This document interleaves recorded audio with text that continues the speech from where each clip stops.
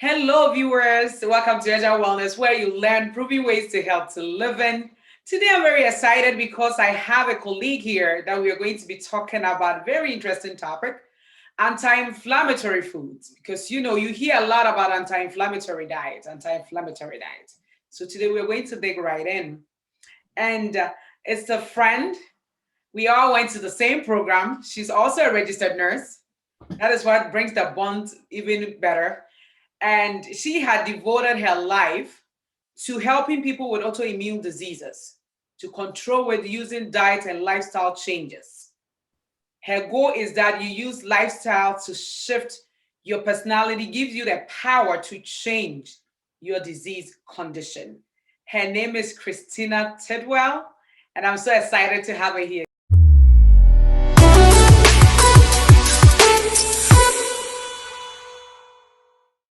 Hi, Christina. Welcome to Ezra Wellness. Thank you so much, Salome. I'm super happy to be here. Great, great, great. So we'll dig right in. So then the question is, what is inflammation? Because since what you do is mostly in that area. Yeah, I think inflammation is a word that we hear all the time. Like I even now, when I was standing in line at the grocery store, I see magazines that say anti-inflammatory diet and inflammation. And so, it's definitely something that we hear. And, what you and I learned in nursing school around inflammation is that there's four key characteristics of inflammation, and it's redness, heat, swelling, and pain. Yeah. Redness, heat, swelling, and pain are the four hallmarks of inflammation. And so it's basically an immune response. So it's an immune activation. So if you have a cut or sprain your ankle, you're going to see redness, heat, swelling, and probably pain, because all of these immune cells and cytokines and white blood cells and things rush to that area to try and help and heal and support. So in and of itself, inflammation is a good thing. It's a process in the body that we want to happen. The problem and why we start to see it on magazine covers, or why we talk about it in terms of diet, is when acute inflammation turns to chronic inflammation. So when we talk about the cut or the sprained ankle, that's more an example of acute inflammatory response. And then chronic inflammation is something that is where our immune system gets turned on for one reason or another. There's a lot of different reasons, and it doesn't turn off. So it's this ongoing kind of like smoldering of this inflammatory process. It's slowly happening under the surface. And this long-term chronic inflammation is what can lead to or contribute to a lot of different conditions that we see in the body, like autoimmunity, even cardiovascular disease or metabolic disease, and things like that, because of this underlying inflammatory state that the body's in that it can't turn off. Okay. So then when we say anti-inflammatory diet, which is like you saw on the back of the magazine, what are they trying to refer to here? Yeah, exactly. So when we think of things that are inflammatory, especially related to foods, the way that we eat has changed so much in even just the last 50 years. And a lot of, like, I like to think of food as information. So, it's so much more than information. Like, it's love and fun and joy and all the things, but it's also information. And so when we eat it, we consume something, it influences our body and our cells and our gut, and different physiological processes happen because of that. So certain foods that can cause more inflammation or this like immune response are usually because our body can't really recognize them as foods. So like the top three things I think of that we can start with are processed foods, refined carbohydrates, and refined sugars are big ones too. So processed foods, when we're thinking of foods that have a lot of, we know processed foods, and I'm sure your audience knows processed foods. Like, I don't have to explain that that much, but basically the information that it's putting in our body is our body doesn't really know what to do with it. And it can have this sort of like invader response against things like chemical additives in the processed foods, against like inflammatory oils can be a really big one, like these processed seed oils we see, and processed vegetable oils. That when we say processed, like think of how much work it takes to get oil out of like some of these like soybeans or something like that. And it's a really industrial process. And so what the product it yields, our body has kind of a response to that, and it can create an inflammatory state in our body. So processed foods, refined carbohydrates, are really big ones too. So the main sources of refined carbohydrates are like white flour, white breads, pastries, sodas, sweets, and like breakfast cereals and things like that. So those aren't, necessarily inherently bad, but refined carbohydrates have been stripped of almost all their fiber and vitamins and minerals. So they're kind of considered like empty calories sometimes. They're digested really quickly, and they have a high glycemic index, which can lead to spikes in blood sugar and insulin resistance, and insulin levels after meals too. And then refined sugar. I mean, all of us know about sugar. I've actually seen some of your videos around sugar and like your challenges around sugar too. So we know that sugar can be really inflammatory, and it can also affect our blood sugar and many, and insulin resistance and insulin levels as well too. But it's inherently an inflammatory type food. So if we're constantly consuming a lot of packaged processed foods, a lot of extra sugar, our body's in this kind of heightened immune state, and it can affect our digestive system, our gut, and our immune system as well. Okay. So now that you're talking about some of the foods that we eat that affect it, what I want viewers not to forget is sometimes we get confused with food labels, especially when it says organic. People think organic means, oh, it's good. It doesn't matter what it says, gluten-free is another one. People get confused. Even though it's organic, if it's processed, it's still processed food. So it doesn't matter organic or gluten-free, whatever it is. So just read the labels. I normally tell my clients, if it's more than 5 ingredients, put it back. Probably belongs to the lab. Do you agree with that? Yes, that's what I say too, because it's like we read this and they do our packaging can do a lot of it can trick us. We look and we're like, what a healthy thing. And then you look at the ingredients and it's like sneaky names for sugar, and there's chemical, different things. And so there can be better choices. Sometimes there's like a good, better, good, better, best kind of thing. But yeah, if I do the same thing with 5 ingredients, then it might be getting into something that is just our body doesn't know what to do with. Definitely. Okay, so now I just wanted to mention some of the conditions, like since listeners are listening, they're like, so what are some of the disease condition that is considered that it's inflammatory, inflammation is the underlying cause of these like chronic diseases? Yeah, I think I might have a good visual actually to show here. Let's see if I can share my screen. So yeah, so in terms of like the different conditions when we have chronic inflammation, we can see that there's so many different types of conditions that are influenced by this chronic inflammation that we talked about. So cardiovascular disease, so that's things like heart failure, stroke, atherosclerosis, which can lead to heart attack and cardiovascular disease. We can even see it in diabetic complications. Same things again, but that can show up in renal failure, neuropathy.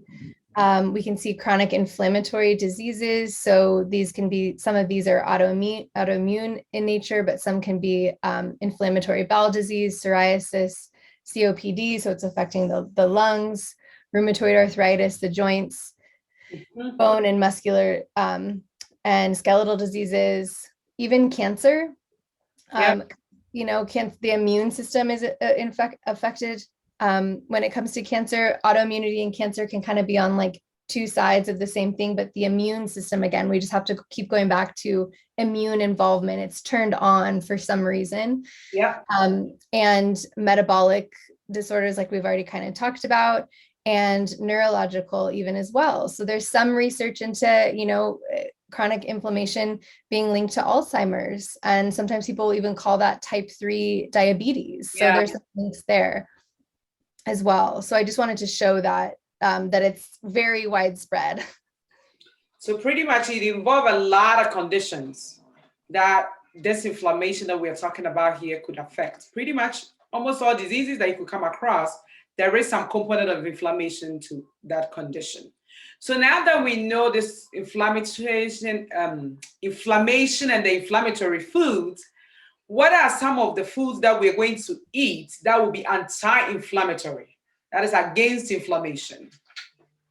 Yeah, and that's it. Like we will focus a lot on what we're not eating, and that can be a place to kind of look at too. But I love when working with people, or myself as well, thinking of crowding out with a lot of the good things that are gonna, if we're thinking of food as information, what do we want to put into our body that's going to talk to our cells and tell our immune system that it's okay, and to calm down and give us the nutrients that we need to support healthy immune function as well. So those are things like fruits and veggies, like fresh vegetables, can be really anti-inflammatory. So eating a rainbow, getting a lot of different nutrients in your body, because the different colors of the plants are going to provide us with different antioxidants that are really good for our body as well, but are also going to give us a lot of phytonutrients from the plants that help to give our immune system the building blocks it needs to function properly. So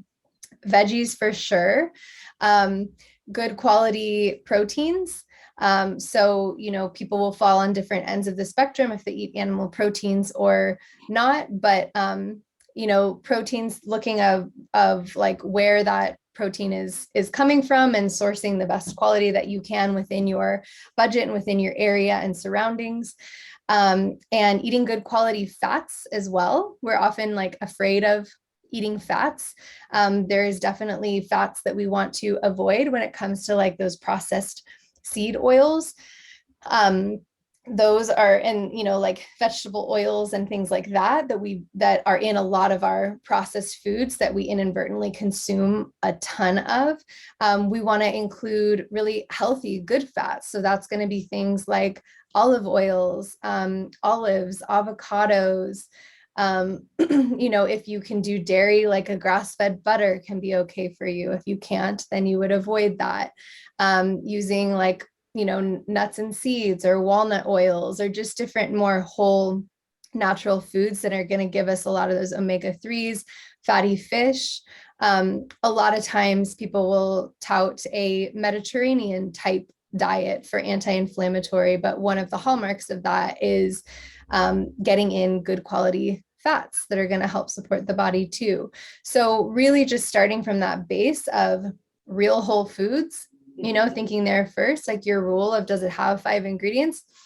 But from there, I always just like to think of eating a rainbow, getting in good quality proteins and fats, adding, herbs and spices to your foods, because these are, plants and herbs, and they have a lot of anti-inflammatory qualities. We hear a lot about turmeric, but there's so many more, that we can incorporate as well too. Like I'm sure everyone's heard of turmeric for inflammation. And it's great. Like you can totally use turmeric, but there's, like just bringing in rosemary and sage and cinnamon and all these different things as well can really just help to use food as medicine for your body.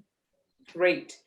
So what I want you to also pay attention to, that like Christina is saying, we eat all these foods, but food is information. So sometimes for your body, it might not be good information. So as you crowd out the bad ones and bringing this in, make sure you're listening to your body to see. It could be a vegetable, but if you're sensitive to that vegetable, that could cause an inflammation in your body, because that is when the bioindividuality comes in, right?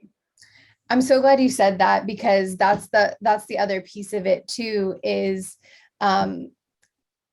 avoiding foods that are inflammatory to you. That's And it. so the best way I find to find that out is to experiment with an elimination diet. So if you are someone and you're at the place where you've removed a lot of processed foods, you're bringing in a lot of good, real whole nutrient dense Yeah. foods, you're eating veggies, you're eating proteins, you may be at that place then where you want to experiment with something like an elimination diet that can take away some of the common inflammatory foods. So one basic elimination where you're thinking of like the top 7 inflammatory foods are gluten, dairy, sugar, corn, soy, eggs, peanuts. Like that's an example of one. And there's different degrees and different types of elimination diets you can choose.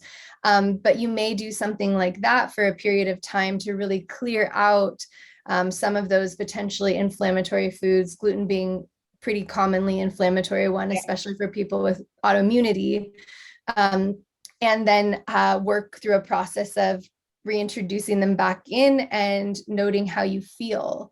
That's for me is the best way to do it. So that's kind of like the next step there to really figure out your anti-inflammatory diet. Specifically for your body. Yeah. Mm-hmm. So when you listen and you hear that, oh, there's a coconut oil is good. Meanwhile, you got your gallbladder removed and you're crunching in coconut oil. It's not going to help in any shape or form. Okay, Christina, where could people find you? If somebody's looking to see you, they have autoimmune disease, they've tried all, this arthritis medication is not working. They want to do something functional. Where could people find you? Yeah, so my website is just CHRISTINATIDWELL.com. So you can find me there. And then I'm also on Instagram at CHRISTINATIDWELLRN. So I will post there about a few different things. And yeah, that's the best place. Great. I'm going to put that information underneath the video so that viewers, you could find it in case you have any condition. You tried other things, it's not working. You want to try the functional approach, then you could get in touch with her. Christina, what will be your last words to my viewers as we bring this conversation to a close?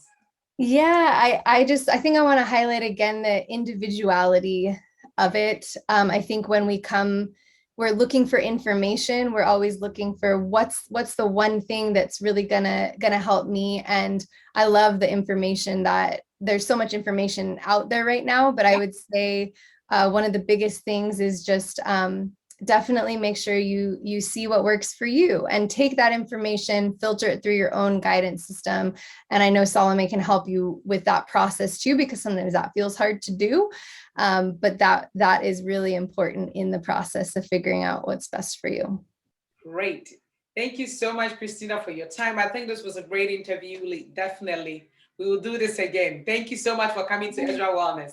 Viewers, please, I want you to like this video, share it, subscribe, and tell others about this great information, anti-inflammatory diet.